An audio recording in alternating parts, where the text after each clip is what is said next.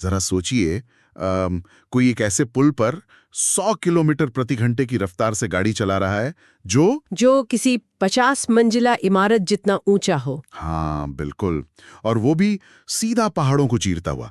आज के इस विस्तृत विश्लेषण में हम उन्हीं तमाम स्रोतों और नक्शों को खंगाल रहे हैं जो इसी शुक्रवार यानी 1 मई 2026 को शुरू हो रहे मुंबई पुणे एक्सप्रेसवे के मिसिंग लिंक प्रोजेक्ट से जुड़े हैं। सही कहा। हमारा मुख्य मकसद ये समझना है कि कैसे 13.3 किलोमीटर का ये इंजीनियरिंग चमत्कार खंडाला घाट के उन खतरनाक रास्तों को हमेशा के लिए बाईपास कर रहा है। चलिए इसे थोड़ा बारीकी से समझते हैं। मतलब पुराना खंडाला घाट तो बिल्कुल एक कुंडली मारे हुए सांप की तरह था ना। जहां सिर्फ समय और ईंधन दोनों की बर्बादी होती थी। एकदम सही। लेकिन ये जो नया मिसिंग लिंक है, ये पहाड़ों को चीरता हुआ एकदम सीधा तीर है। और इस तीर की अहमियत तभी समझ आएगी जब हम उस 19 किलोमीटर लंबे पुराने बॉटलनेक की समस्या को याद करें। खालापुर से सिंघड़ इंस्टीट्यूट तक जो खड़ी चढ़ाई थी। और वो तीखे मोड़। बिल्कुल।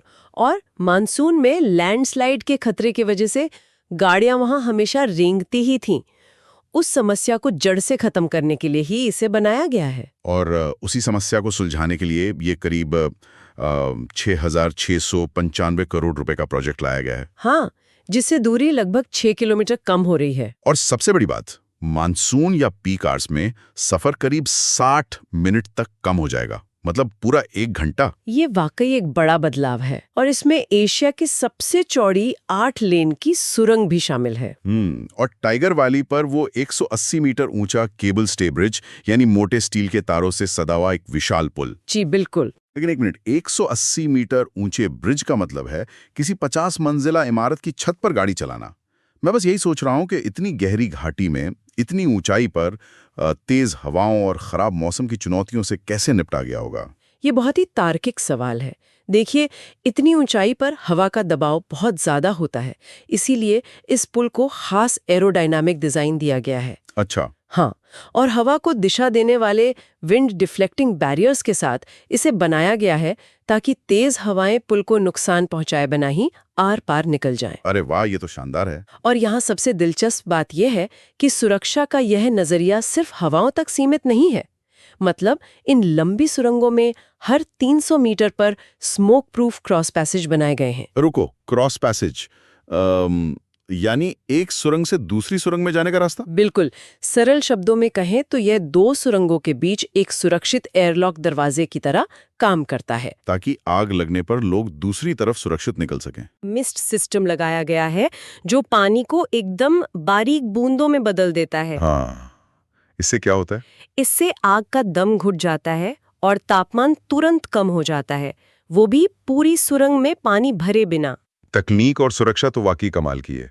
और एक अच्छी खबर यह भी है कि इसके लिए कोई अतिरिक्त टोल नहीं लगेगा। हाँ, सिर्फ मौजूदा खालापुर और तालेगांव टोल ही लागू होंगे, जो कि क्रमशः 240 और 90 रुपए हैं। फिलहाल सिर्फ कारों को 100 और बसों को 80 किलोमीटर प्रति घंटे की अनुमति है। और ट्रकों को नवंबर के बाद ही एंट्री मिलेगी।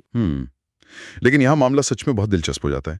नक्शे देखते हुए मैंने एक अजीब चीज नोटिस की। अच्छा, वो क्या? मान लीजिए कोई वीकेंड पे लोनावाला जाना चाहता है और वो गलती से इस नई और आकर्षक सुरंग में घुस जाता है, तो वो सीधा पुणे की तरफ निकल जाएगा। हाँ, क्योंकि ये नया रूट लोनावला को पूरी तरह से बाईपास कर देता है। मतलब ये तो एक तरह का लोनावला ट्रैप हो गया। देखिए, अगर हम इससे एक बड़े परिप्रेक्ष्य से जोड़कर देखें तो ये कोई खामी नहीं है।